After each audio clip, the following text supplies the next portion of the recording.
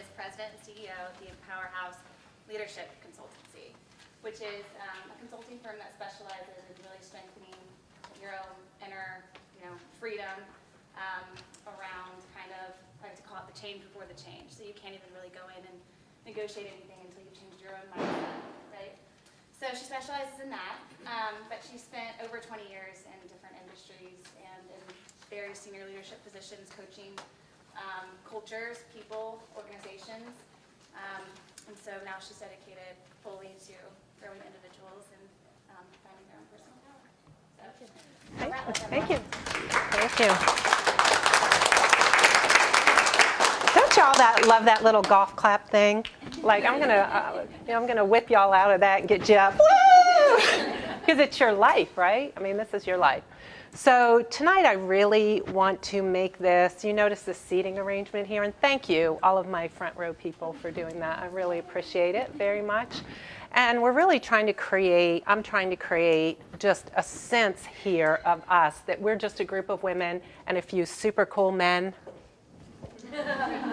who, are brave enough to join a women's meeting or observe it. So I want to create a sense that we're having a dialogue and we're just talking. And, obviously I have prepared remarks. I have some things I want to share with you, that I hope will help you and will help you move your life forward. But I'm willing to throw them all out and just talk if something comes up. So just so you know, I'm flexible. So we'll go down this path and we'll see where it takes us. And if you have a thought or you're not, drinking the Kool-Aid I'm delivering, you can raise your hand and tell me so. And let's talk about it. And let's kind of see where we can get to, because you're all here. And by the way, congratulations for that, for being here. But you're all here because you're interested in your own development, right? Am I on? And I'll tell you right out of the gate, congratulations for that, because that's step one. If you don't care about your own development, and if you don't step up and step into it, what do you think's going to happen right out there, right? It's not going to happen.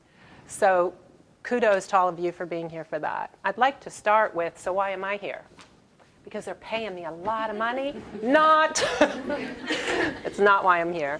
I'm here because my purpose in life is to help people, women in particular. I have a soft spot for women. Again, no disregard to my men. I have a lot of men in my life I love. I have a husband and a son and a dad and a lot of really cool men. But I have a soft spot for helping women develop their full potential at work and in their life. I want you to operate with more freedom, more love, frankly, more success, and I want you to have impact in what you're trying to do. Now, where does this come from, and why did this purpose choose me?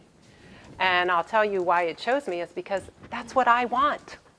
I remember when I figured out that I want it all. I do. And I'm the first one here to stand up and admit it. I want to be a great wife.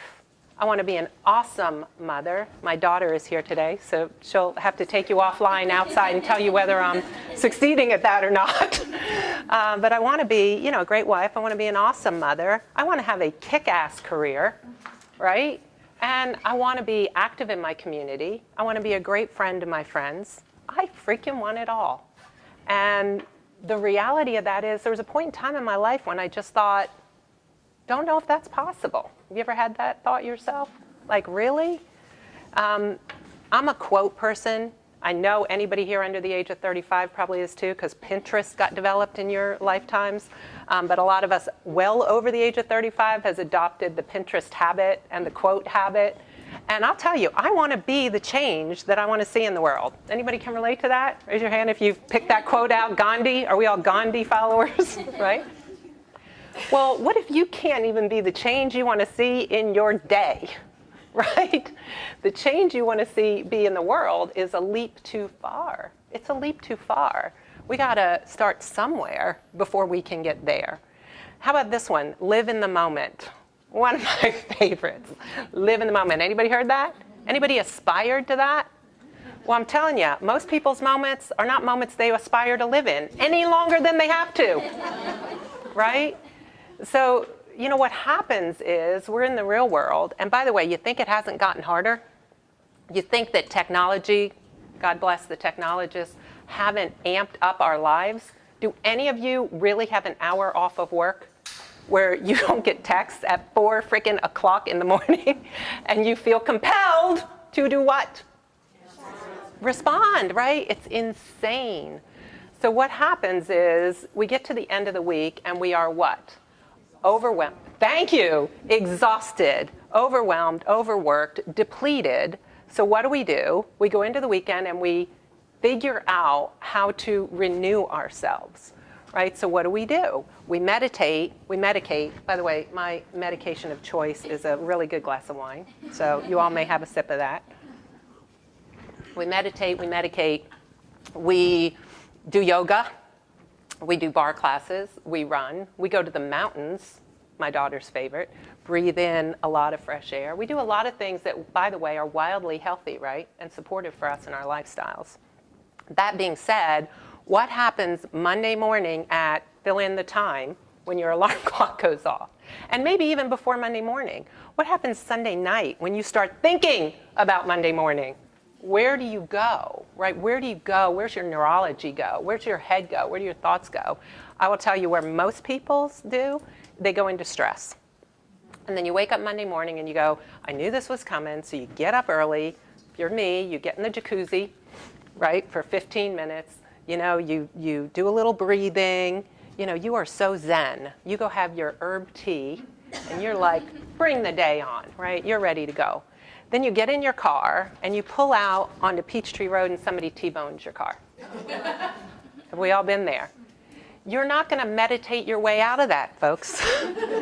You're not going to sit there and go, hold off, I'm not going to call the police, I'm going to center myself, right?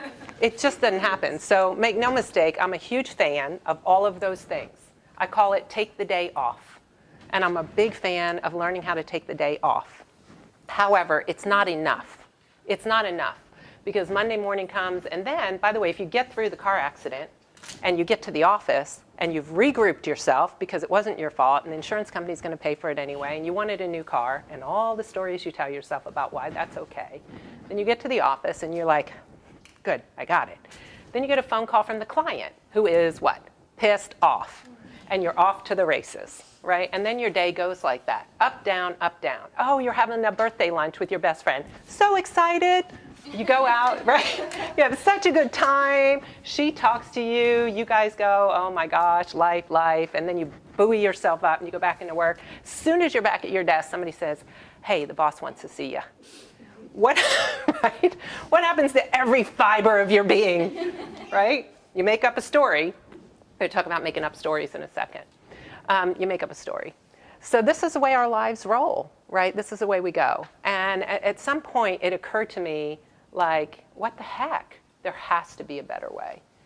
So let me pause. I'm going to hit the pause button right now and tell you a personal story about really how I came to be here tonight talking about this. So my partner is in the back of the room. Raise your hand, Jill, Dr. Jill Kahn. So Dr. Jill Kahn and I have known each other 20 years, but we knew each other in a capacity as friends and neighbors. Our sons grew up together. Over the years, 20, 30 years ago, how long ago, Jill? I don't know, 25 years ago, we were friends. Our husbands coached T-ball together. And I knew that Jill had gone through a crisis in her life with her husband, Danny, at a really young age, 34-ish, getting diagnosed with a very advanced form of brain cancer, incurable. Jill and Danny went through quite a journey with that, and the outcome of that is, so that y'all can breathe, it's 20-some years later, Danny's alive and well, so he's doing good.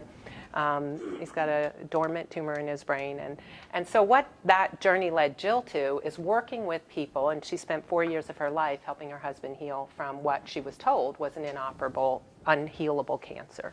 So that led her into a journey of helping people who face life crisis, cancer in particular, to know how to empower themselves in whatever crisis comes their way. So fast forward many, many, many years later, 20, 21, 22, many years later, which is 4 years ago, I find out that my younger brother has a very, very aggressive form of cancer, what they call a hypergrade sarcoma. Younger brother, right? Not that matters, right? Father, mother, doesn't matter. And how many of you have been touched by that journey in your life or someone you love? We all have, right? So I'm a very, like all of you in the room, and you wouldn't be here if you weren't this person, I'm a type A, kick-ass, take names, got this kind of person, right? And I didn't have this, right? I didn't know what to do. So I called Jill up. I said, oh my gosh, can you see me? Really hadn't seen her in years. I go over to her house, as gracious as she is. She says, sit down and tell me what's going on. I tell her the story. And she looks right at me and she says, Jill, I'll help your brother if he needs my help. But you know what? I think I could really help you. What do you think my reaction to that was? Moi, I'm good. I'm fine. I don't need help. And she looked right at me in her ever calm way and she said, Jill, you are in no position to help your brother in the state and condition that you are in right now. So let's start with you. That led to several weeks of working with Jill to understand what is it, this thing she does? What is this work she does? And when we got done doing that work, at the end, not even done, by the way, this went on for months, but at the end of a couple of weeks, I said, Jill, oh my gosh, everybody needs to know this. Everybody needs to know how to meet life when life pushes against you. And she looks at me again with this quizzical look on her face and said, of course. Like, I knew that. So what was fascinating, though, is from there I began to talk to her about leadership development work and how we do leadership development work and how we do leadership coaching in my world. And again, she looked at me and said, wow, your leadership development needs some development. So that was the start of our journey. And you know, from there, what we really sort of got into is converting this work into something that the average person in their average life with their real life challenges, let's forget about massive life crisis, because Jill's comment was, crisis happens at such a small percentage of our life. Most of our life we bleed out in the everyday things. We let ourselves get depleted in the everyday stuff. And so if we know what we want, right? If I asked you, what do you want? Y'all could tell me, right? What do you want? Health, happiness, a good career, to be loved and appreciated, to have a career that's meaningful to you, to give back in the world, to be a part of something greater than yourself. Does this resonate with everybody in the room? Right? Raise your hand. I'm signing up, right? So we know what we want, and we know what our complaint sheet is, right? I just went through that a few minutes ago, right? What's our complaint sheet? I'm overworked, I'm overwhelmed, I'm exhausted, and that person pisses me off. My boss is a jerk. You know, my coworker doesn't get it. My children, oh my God, they're not my offspring. Surely somebody else gave birth to them. Definitely not talking about her. So we've got this disconnect. We call it a disconnect, right? We know what we want. We know what we don't want, but we're stuck. We don't know how to get what we want from where we are. There aren't enough real life, real time tools. Does that make sense to everybody?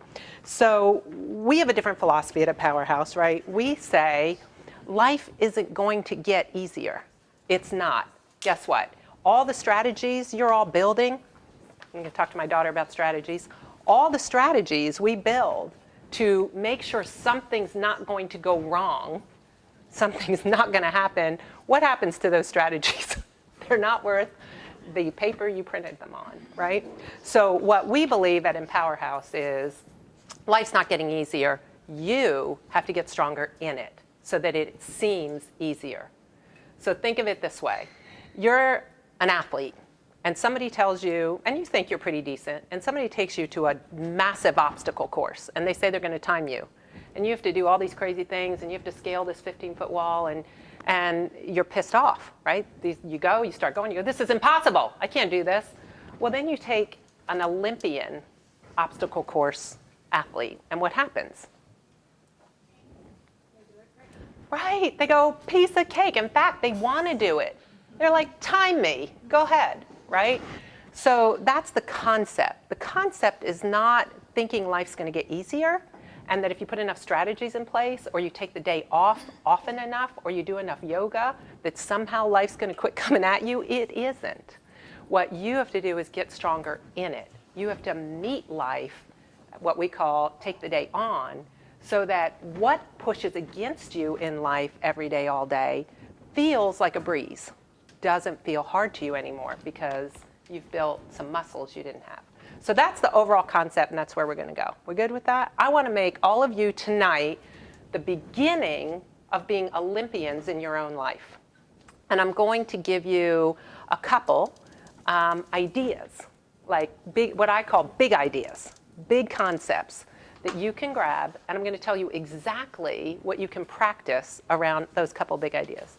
And if we spent all day together, I'd give you a bunch more. So this is like designed to sort of make you want to be an Olympian and want to go to the next step. But I want you to go out of here, because to me, if you don't go out of here with something you can do tomorrow, then this is brain candy. Does that make sense to all of you? Like, how many times have you guys gone and heard a great speaker and you get all fired up and you're inspired? Well, what I tell you is inspiration promises you nothing, right, other than inspiration. If you don't know what to do with that information, if you can't go out tomorrow and do something with that, then all I've done is entertain you for a night. And I like that idea, you can tell probably, but it's not going to help you. So I want to give you a couple things you can take away. So first thing I have to say is this is going to require you, likely, to open your mind to a new way of thinking, a way that perhaps you haven't thought before or nobody's ever exposed you to before. So let's start with the concept that you have to have a new way of thinking. Because, and I'll say this to, I love this thought of saying this to a group of architects, because you'll get this right away. When you reframe the way you see things, the things you see begin to change and new possibilities open up. Does that make sense to all of you, right? Because you all are all about that. You're all about reframing how something is experienced by people and having people go, oh, never looked at it that way, never felt that way. So that's what we're working on here. I'm going to give you 3 big ideas that will cause you to maybe reframe the way you're looking at something. And then I'm going to tell you what is the practice that goes with that you can take out of here tonight and start doing in your life. Good? So the first one is called behavioral intelligence. And this is what our practice is really built around. So I'm going to read you the definition of behavioral intelligence. Okay? It is the ability to consciously choose empowered behaviors regardless of the difficulty of the situation. It's the ability to consciously choose empowered behaviors. It's about your conduct, right? It's like what you choose to do regardless of the difficulty of the situation. So that's the first big idea you have to get your head around, your arms around. So it's not like EQ, it's not like IQ. It's not a measure of something you already have. You with me? This is a practice. This is a muscle you build. This is something that it doesn't matter where your starting point is. It doesn't matter. You can take it from wherever you are and you can grow from there. And you can build your behavioral intelligence. Good? Of course, for a bunch of architects, I already know you're sort of breathing well because we're not going to diminish IQ at all, right? Because there's a huge value in that. So why do we need this? Like, why would behavioral intelligence, why would this concept contribute to all of our lives, and particularly work? Let me put it this way. When you go to work every day, do you see conduct? Do you see behaviors that do not serve the person well, or the environment well, or the team well, and most importantly, the mission of your company well, right? It's like people, at the same time, people mean so well, don't they? Like, it's not like people aren't trying. Now, there are a few like really out there, like really lost, really asleep people who really don't get it, and we all know, like, there's a bell curve everywhere. There's a bell curve in everything. But generally speaking, we're not trying to create that environment, but it is the environment we have. It's very toxic, it's very exhausting, it's very overwhelming, and a lot of good people who are, by the way, really, really smart, have really high IQs, and trust me, I work with them. I work with CEOs, I work with SVPs, I work with leaders who have taken on wildly tough challenges, and yet they still don't get this. So it's not about that. It's really about creating a work environment where you like to go to work every day, where you get up in the morning or Sunday night and you don't have a pit in your stomach.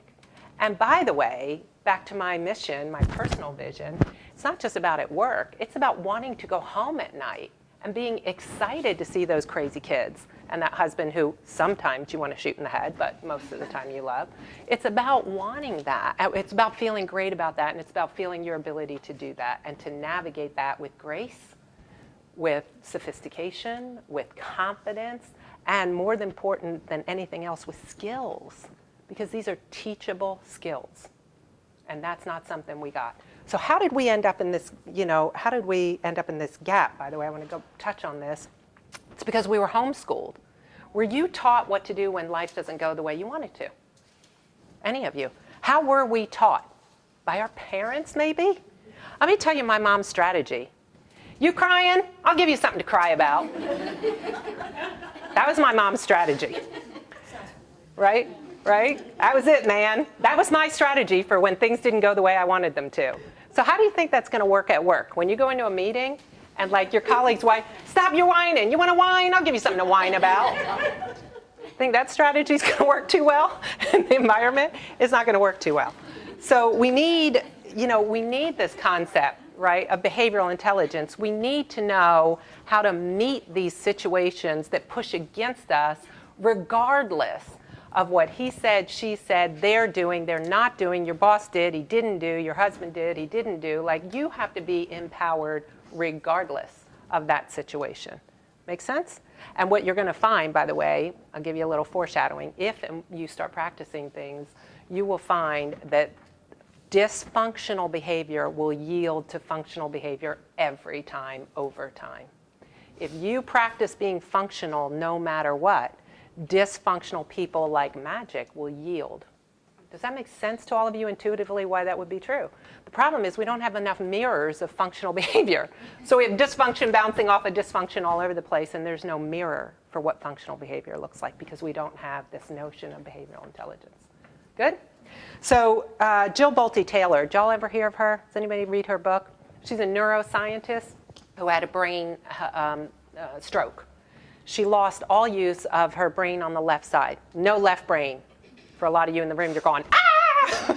Can't imagine life with no left brain. No left brain. She only had a right brain. Her book's fascinating, by the way. And one of the things she said is when she woke up and was conscious, she still had no use of her left brain. Fascinating for a neuroscientist, by the way. And her book's hilarious because she's like my scientist self is going, wow, this is so cool. I don't have any, so it's kind of interesting. But she said when she only had use of her right brain, she could feel somebody come into the room. She could tell what kind of mood they were in. She could tell what kind of energy they brought in the room. So one of her punchlines of her book is be responsible for the energy you bring into a room. It's kind of fascinating, right? So this, tying to that, one of the practices that I'll give you tonight that's simple is be the fragrance in any room you go into, right? Be who you are, your best and highest self, no matter what's going on in the room you walk into, no matter what's happening. You go in as who you know you are, you go out as who you know you are. When you enter the room, you bring the fragrance in. When you exit the room, you take the fragrance out. You don't go in and become, the manure that's going on in the mess of the meeting. So it's a simple concept, but if you practice it, that alone is going to start you on this path. Does that make sense to everybody? And then there's other tools you can imagine that have to support that. So that's one. That's the first concept. Second concept, and again, remembering we said that we know what we want. We don't know how to get it, and this is a new way of thinking, right? So this is the concept. Life is always in your favor. Life is, operative word, always in your favor, if you know what to do. Now, a lot of people look at me and go, bull, right? Because things happen that don't feel like they're in our favor. So the first idea behind this concept that you have to grab is that you are responsible for your life, period.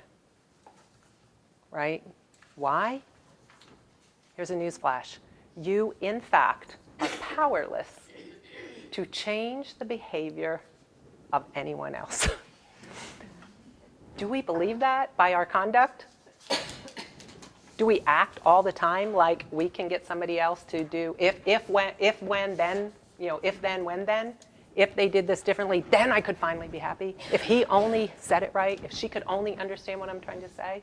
We give our power away. We bleed it out on a concept, on a formula in life that's impossible.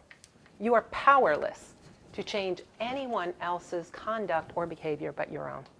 So you got to buy that concept. You got to buy that Kool-Aid. So let me try to convert that into something that you go, ridiculous, impossible, cannot do that, right? So let me try to see if I can get you there, see if I can get you to drink a little of my Kool-Aid here.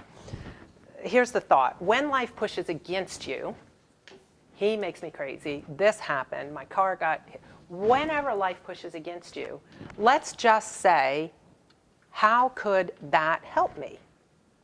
What could this pain point coming at me possibly teach me about how I could get stronger? Does that make sense?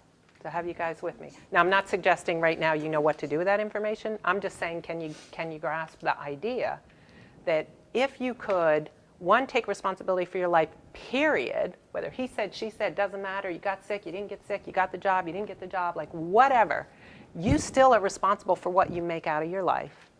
And if, in fact, your life talks to you all day, every day, and it talks to you in pain, just like your body does. When you get a pain in your body, what generally is going on?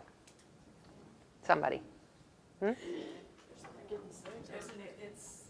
an emotion of some sort. Something's wrong. There's something wrong, right? It's like when your light goes off in your car in your gas tank, the light goes off. Why does it go off? Why does the light go off? It's to tell you, yo, dude, you're running out of gas. When you get sick, when something happens to you, when something pushes against you, that's here to show you how you can grow, how you can get stronger, what you need to look at. So a simple way that my partner back there talks about it is she says, you're a lemon. Like when you squeeze a lemon, what comes out? Lemon juice, right? So when something pushes against you, what comes out of you is what's in you. Whatever capacity you have to meet that challenge is what comes out. And what happens sometimes with our capacity? Right? It's in the toilet. So if you can grab this concept that life is here to, that the pain in the day moments you have, the pain in the ass people, the things that happen to you are actually your life showing you your opportunity to grow and get stronger. That's a total turnaround concept, right? That's why I said it's a new way of thinking. You got to change the way you look at these situations, first of all, before you can take action against them, before you can empower yourself in a world like that. So example is you come home from work, your children are driving you crazy, everybody's driving you crazy. You know, is that the children? Are children who scream and don't do their homework and make challenges for you as a mom, is something wrong with your kids? Right? No, of course not. They're kids, right? They're kids, you're the adult. You have to own you're crazy. You have to see that you're, she's laughing, right? Yeah, because we let them make us crazy rather than the other way around. You have to be able to see that your frustration is no more than a lack of patience. You do not have a patience muscle big enough to deal with crazy kids at home. Forget about some way more tough stuff life's going to throw at you, right? So this concept here is an idea that notice what pushes against you emotionally. Notice if you're prone to frustration. If you're prone to frustration, frustration is simply a lack of patience. It's a weakness of a patience muscle. My personal favorite in my life was worry. I'm looking at my daughter again. She grew up with this. I wish I would have learned this. She wishes I would have learned this way sooner than I did in life. But I was a worrier, like worry, obsessive worry. You know, if she didn't call by a certain time, if my husband didn't call by a certain, I mean, I had her in the ditch, off the road, you know, the hospital, right? Some of you are nodding. My worry cohorts are all nodding with me. But what is worry? Worry is a weakness of your trust muscle. Concept you can grab. If you trusted life more and you more, and the things that we all say we have faith in more, worry would dissipate from your life. And trust me, if I could be someone who turned worry into trust, anybody can do it, because I was the queen of worry.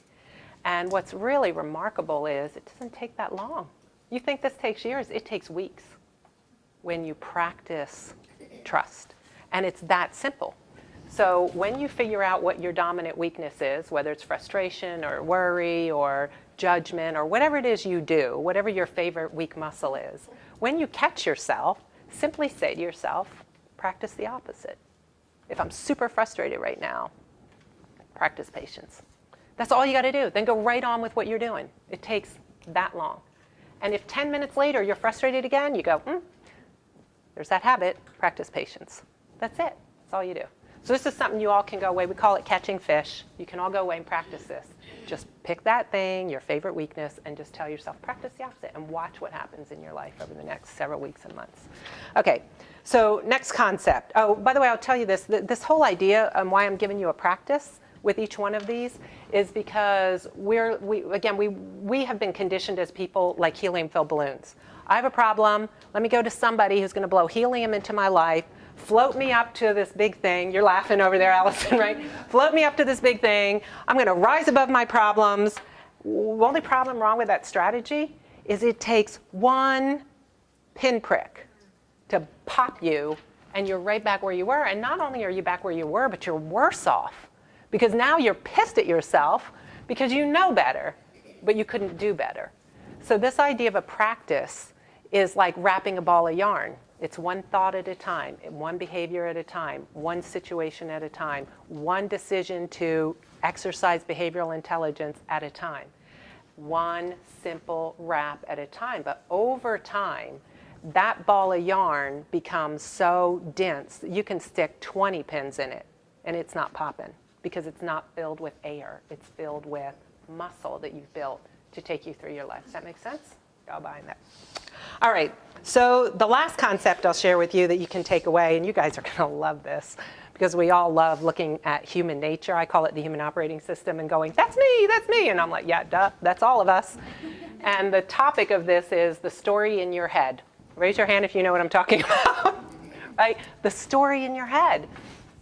Do you know that psychologists have proven that we have, on average, 50 to 75,000 thoughts a day? My partner says, oh, not me, I have 1 million.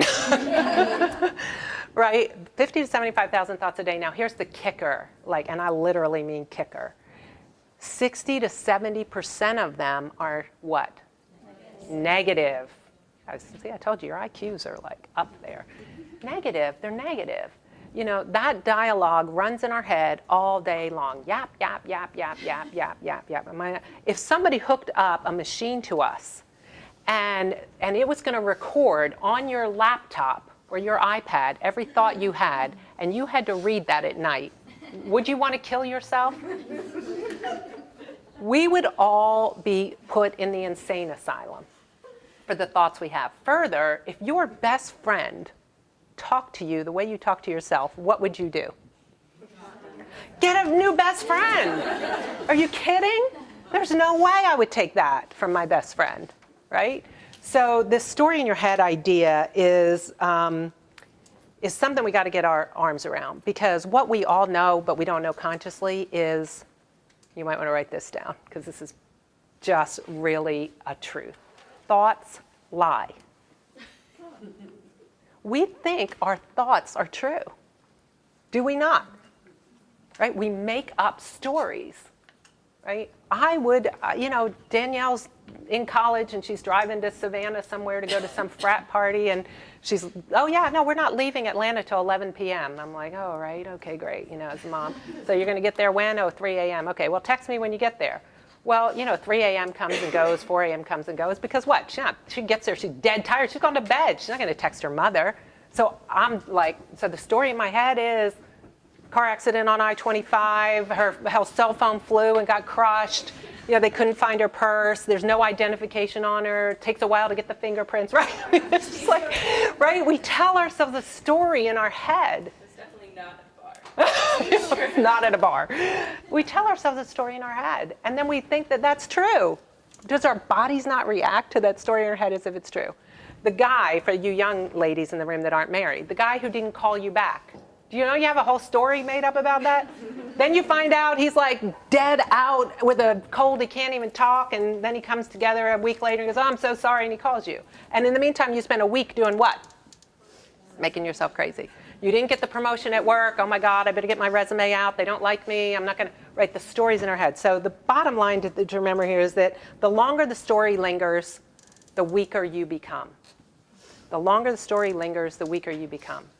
And since you're making up stories anyway, and we are making them all up because thoughts lie, they don't serve us well. We already ate the monkey. half of what they say is not true. So we have to, one, learn to separate, okay, is this a fact or is this like a story? And you know how you can tell an intuition, something that you get a gut feel about, which is a voice in your head, but it's really good for you? Do you know how to tell the difference? It's good for you. Stories in your thoughts that lie to you are the stuff that doesn't serve you, not good for you. So the first thing, so here's the practice that I'll give you. You have to stop the story. So step one, notice the story. And again, the stories, I'm talking about, the stories that come up when something doesn't go according to plan, the stories that come up when you're making yourself weak, the stories that break you down, right? The stories that are the panic, whenever. So first thing you have to do is go, first of all, bet you're going to notice when you do this that your stories are familiar, right? They're habits. You've been doing them your whole life probably. So first go, old friend, I know you, I know this story. I've heard this story before. We're okay. Stop the story. Move your thoughts to something that serves you. Call a friend. Watch a funny movie. Read a book that inspires you. Listen to some music. Stop the story. And you know what? The story may start up again in 15 minutes, and then what are you going to do in 15 minutes? Stop the story. Because you got to stop the story and rewrite the story in your favor. Because why? We're making it up anyway. So make it up in your favor. And when something comes at you that's not a story, trust me, you're going to know. It's going to be fact-based, right? You lost your job. That's not a story, right? Somebody fires you, that's not a story, right? Now you're into a different skill, right? Now you're into a skill, and we'll talk about that, which is everything's here to, we talked about this in the beginning, everything's in your favor. So the first thing you're going to say is, there's obviously a better job for me I'm meant to be in. That's the first thought you're going to have, because you're going to go back to, number one, everything in life is here to serve you. It's in your favor, right? So that's a different practice. So you're going to stop the story. You're going to bring the attention back to yourself. You're going to realize that that's stinking thinking that got you there. And you're just going to practice. And you can practice it in that best. This is not something you have to go get the 3-ring binder out. You don't have to go get your manual. You don't have to go read your Deepak Chopra book and it's in chapter 6, page 269. This is just something you're just going to do in real time on the spot. Good? Is that something you feel like you could practice going out of here? Awesome. But we brought this work in, and what you find is Harvard MBA 45, 50, 60-year-old people don't know this stuff. They're killing themselves every day, and they're killing their people because the strategies we're trying to use on the human operating system, like the strategies we use in technology, the strategies we use in finance, the strategies we use in marketing, don't actually work on people because we run on different software. And yet we don't really know that software very well because we were homeschooled. Mother, father, sister, brother, teacher, preacher, coach. You learned one way, you learned one way, you learned one way. Add to that cultural differences. You were raised in another country, you speak a different language. Add men and women to that. It's an unbelievable miracle that we don't blow each other up every day, all the time. And in fact, my hypothesis is a lot of us do. So if we could learn how to navigate our differences by taking responsibility for our lives only, by learning some tools and strategies that allow us to change our conduct, become behaviorally intelligent, whether or not the other person gets it or not, it doesn't matter. It doesn't matter if they know what you're doing or not doing. All they're going to notice is, wow, she's got it together. I can't believe she's not reacting. I can't believe she's not screaming at me. People are going to start noticing that you're a rock, and it takes a lot to knock you off your game. And that is great power and empowerment. And really why I do this is because this is what I wanted in my own life. I wanted to be able to live my life every day. I want to get up and breathe. I want to do work I love. I want to hang out with people I like. I want to help other people grow and get stronger and have a life they love too.